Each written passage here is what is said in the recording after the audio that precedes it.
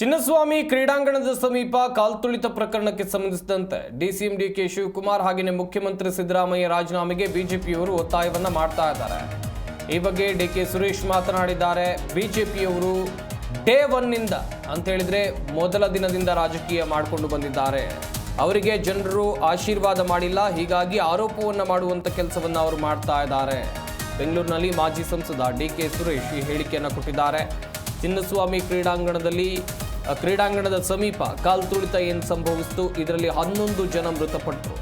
ಈ ಪ್ರಕರಣದಲ್ಲಿ ಆಗ್ತಾ ಇರುವಂಥ ರಾಜಕೀಯ ಮಾತ್ರ ಇದುವರೆಗೂ ಕೂಡ ನಿಂತಿಲ್ಲ. ಪರವಿರೋಧ ಚರ್ಚೆ ಗ್ರಾಸವಾಗ್ತಾ ಇದೆ. ಒಂದಷ್ಟು ನಾಯಕರುಗಳು ಹೇಳಿಕೆಯನ್ನು ಕೊಡ್ತಾ ಇದ್ದಾರೆ. ಇತ್ತ ಬಿಜೆಪಿಯವರು ಮುಖ್ಯಮಂತ್ರಿಗಳು ಹಾಗೆಯೇ ಉಪಮುಖ್ಯಮಂತ್ರಿಗಳು ರಾಜೀನಾಮೆಯನ್ನು ಕೊಡಬೇಕು ಅಂತ ಆಗ್ರಹಿಸುತ್ತಿದ್ದಾರೆ.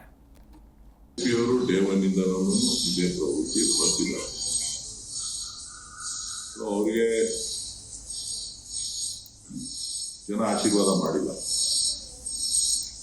ಅವರು ಇವತ್ತು ಇಲ್ಲ ಕಲ್ಲದ ಆರೋಪಗಳನ್ನು ಮಾಡಿ ಭಾರತೀಯ ಜನತಾ ಪಕ್ಷ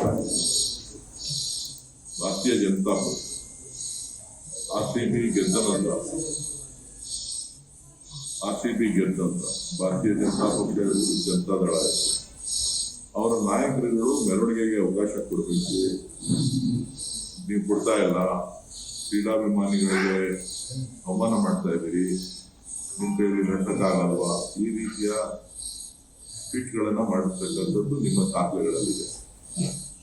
ಸೊ ಇವತ್ತು ವರ್ಷ ಬದಲಾಗಿದೆ. ಈ ವರ್ಷ ಬದಲಾಗಿರುವಂಥದ್ದು ಇದೇನು ಅಷ್ಟೇ ಅಲ್ಲ. ಬಿಜೆಪಿ ಯೂಟರ್ನ್ ಮಾಡೋದ್ರಲ್ಲಿ ಎಕ್ಸ್ಪರ್ಟ್ಗಳು. ಬಿಜೆಪಿ ನಾಯಕರುಗಳಿಗೆ ಅವರ ನೈತಿಕತೆ ಇದ್ರೆ ಮೊದಲು ಈ ದೇಶದಲ್ಲಿ ಬಿಜೆಪಿ ಆಡಳಿತ ನಡೆಸ್ತಾ ಇರ್ತಕ್ಕಂಥ ರಾಜ್ಯಗಳಲ್ಲಿ ನಡೆದಂತಹ ಘೋರ